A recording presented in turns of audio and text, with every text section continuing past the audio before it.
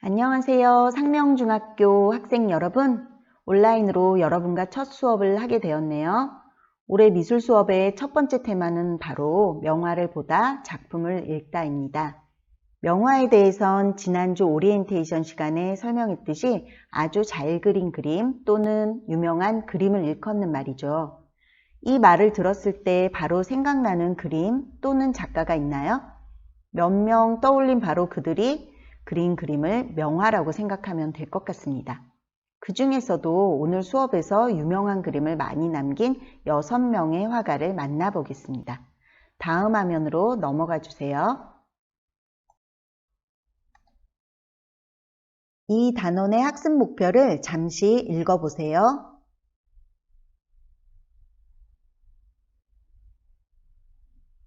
네, 그럼 다음 화면으로 넘어가 보겠습니다. 첫 번째 살펴볼 작가는 르네상스의 3대 거장 중 한 명인 레오나르도 다빈치입니다. 우리는 이 예술의 마법사를 너무 많이 알고 있지만 한편으로 오해하고 있었던 부분도 있기에 오히려 자유로이 상상의 나래를 펼칠 수 있을 것 같네요. 거장 레오나르도는 회화, 건축, 철학, 시, 작곡, 조각, 심지어 육상까지 멀리뛰기와 높이뛰기가 장기였다는 사실은 잘 알려지지 않은 분야인데요. 그 외에도 물리학, 수학, 해부학 등 다양한 분야에 능했다고 해요.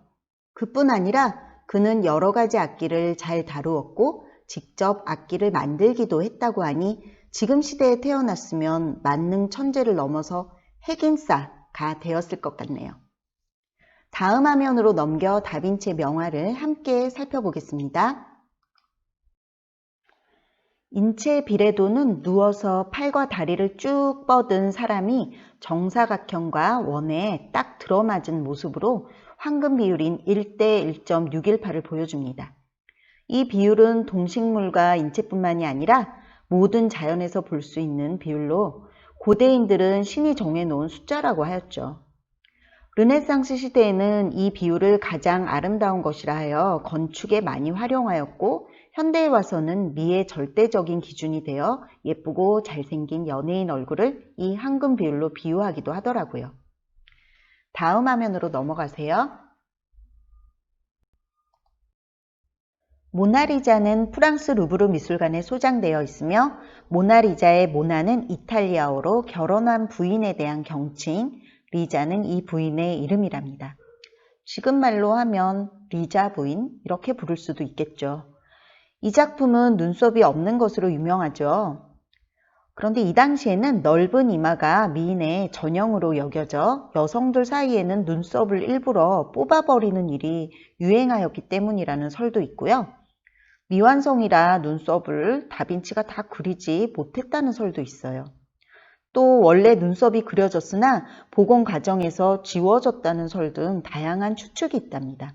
그런데 2009년에 프랑스의 미술 전문가가 특수 카메라를 사용하여 분석한 결과 다빈치가 이 그림을 3차원으로 표현하려고 유약을 여러 번 덧발랐고 가장 바깥에 그려졌던 눈썹이 수백 년의 세월이 흐르는 동안 화학 반응을 일으켜 사라지거나 떨어져 나간 것이라는 주장을 제기하기도 하였답니다.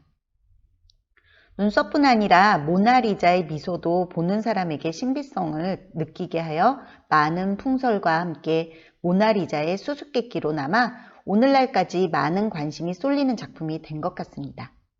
그럼 다음 화면으로 넘어가세요. 레오나르도 다빈치와 빌 게이츠는 무슨 관계인지 살펴볼까요? 아래 링크를 눌러 동영상 시청 후 다시 PPT 화면으로 돌아오세요. 그리고 활동지 뒷면에 퀴즈도 풀어보세요. 두 번째로 만날 화가인 미켈란젤로는 1475년 3월 6일 이탈리아 북부의 카프레세 마을에서 태어났습니다. 아버지는 마을의 행정관이었고 어머니는 그가 6살 때 세상을 떠나셨다고 하네요. 아버지는 영민한 아들에게 몰락한 집안을 일으켜 세울 학업에 몰두하길 원했지만 미켈란젤로는 학교에서 오직 대생만을 했다고 합니다. 집안에서 예술가가 나오는 것을 그 당시에는 부끄럽게 여겼나 봐요. 아버지와 삼촌들은 매를 때려가면서 못하게 말렸지만 미켈란젤로의 고집을 꺾지는 못했다고 하네요. 13살 때 당시 피렌체의 당대 최고의 화가인 도메니코 기를란다요의 제자로서 도제 수업을 받았는데 천재성이 일찍 발견되어 스승조차도 그의 재능을 질투할 정도였다고 합니다. 그 후 피렌체에서 유명한 메디치 가문의 조각학교에 입학하였고 예술가의 후원을 받아 피렌체의 뛰어난 학자와 미술 수집품을 보고 읽어내면서 화가로서 점점 성장해 갈 수 있었죠. 다음 화면에서 그의 작품을 살펴볼게요. 1501년 5월 미켈란젤로는 이탈리아 피렌체로 돌아온 뒤 새로운 도시를 위한 예술작품을 제작하게 되었는데요. 이를 위해 시에서 제공한 거대한 대리석으로 힘이 넘치면서도 살아 움직이는 듯한 조각 다비드상을 만들어냈죠. 다비드상은 5.17m의 대리석 조각으로 골리앗을 돌로 때려 쓰러뜨린 성서의 소년 영웅 다비드를 표현한 것인데요. 이 작품은 시청 앞 시뇨리아 광장에 세워져 1504년 9월에 공개되었고 국가의 영광을 상징하는 작품이 되었으며 현재는 피렌체의 아카데미아 미술관에 전시되어 있습니다. 오른쪽 작품은 시스티나 예배당의 중앙 천장화에서 네 번째 부분에 위치한 아담의 창조인데요. 실제로는 가장 마지막에 완성된 장면 중 하나라고 합니다. 예배당 프레스코 천장화의 배경이 되는 구약 성서에 근거하여 신이 자신의 형상을 본떠서 인간을 만들었다고 한다면 미켈란젤로는 인간의 형상을 신적 수준의 창조로서 표현했다고 볼 수 있겠네요. 그럼 다음 화면으로 넘어가세요. 바티칸 미술관과 시스티나 성당의 그림에 대해 더 살펴보도록 하겠습니다. 아래 링크를 눌러 동영상 시청 후 다시 PPT 화면으로 돌아오세요. 그리고 활동지 뒷면에 퀴즈도 풀어보셔야 돼요. 프랑스의 대표 화가인 모네는 인상파 양식의 창시자 중 한 사람으로 그의 작품 인상해돋이에서 인상주의라는 말이 생겨났습니다. 빛은 곧 색채라는 인상주의의 원칙을 끝까지 고수했으며 연작을 통해 동일한 사물이 빛에 따라 어떻게 변하는지 탐색했죠. 그의 말년에 그린 수련 연작은 자연에 대한 우주적인 시선을 보여준 위대한 걸작으로 평가받기도 했는데요. 다음 화면에서 모네의 작품을 같이 살펴보겠습니다.